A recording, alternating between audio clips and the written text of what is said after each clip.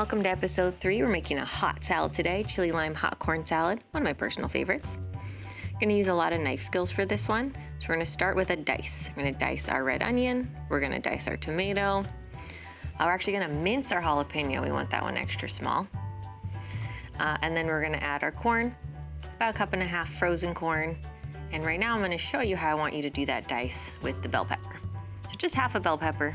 You don't need the whole thing. And one of the best ways to dice is by cutting into small strips and then taking those strips, turning them to the side and cutting those strips into little squares. Easy dice. You can do this with most foods. I want to make sure my fingers are curled back and I have a good grip on my knife. So I'm pinching right there above the handle and wrapping my hand around the rest of the handle. Kind of a down and away motion. Use that curved edge of the knife to really give you a nice rocking motion as you're cutting. Be a lot smoother than just pressing straight down. So we'll dice that half a bell pepper. Nice and beautiful, about the same size of our onion and tomato. Then of course, we're gonna need a dressing. It's a salad after all. So for our dressing, we're gonna start with a little bit of lime juice. I'm gonna cut this in half using the tunnel method. So my hands are on either side, the knife slides under. At no time does my knife come in contact with my hands. It's really nice. So I could squeeze it, but if you have a juicer, use a little juice press. They're awesome, and they get every last little bit of juice out there, which we want, because that's just all flavor. I promise it's in the cup, although in this video you definitely can't see it, but it's there. To that I'm gonna add a teaspoon of salt, about a 1/2 teaspoon of chili powder, and a 1/4 teaspoon of cayenne. If you like it spicy, you can add a little more cayenne. Just gonna whisk that together, really nice, and we're gonna add some heat. In my pan, I have about a tablespoon or so of vegetable oil. I'm gonna start with just the onion and the bell pepper. We wanna cook them until they've softened slightly on a medium-high heat for about 4 minutes.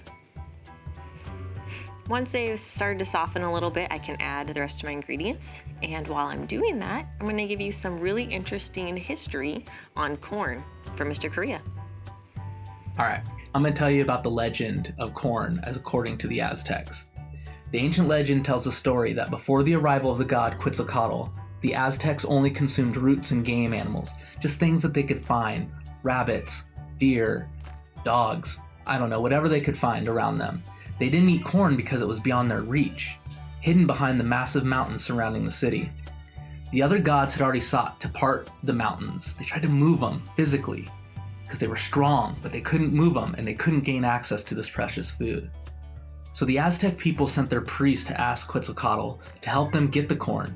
He answered them that he would go and bring them back this precious food. All the other gods had already tried to move the mountains, again, by using their strength. Quetzalcoatl, though, used intelligence.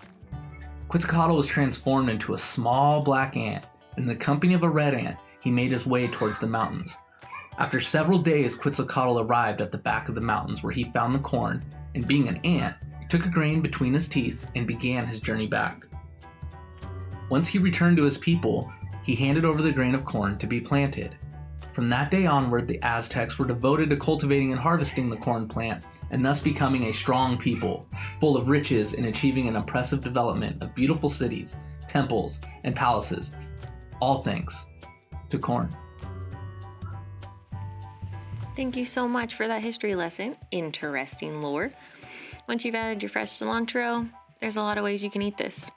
Some of my favorites: you can have it as a side dish, straight up as it is, eat it with chips, edible spoon, can't go wrong there. Lots of different ways. Choose your own, have fun, and enjoy your vegetables.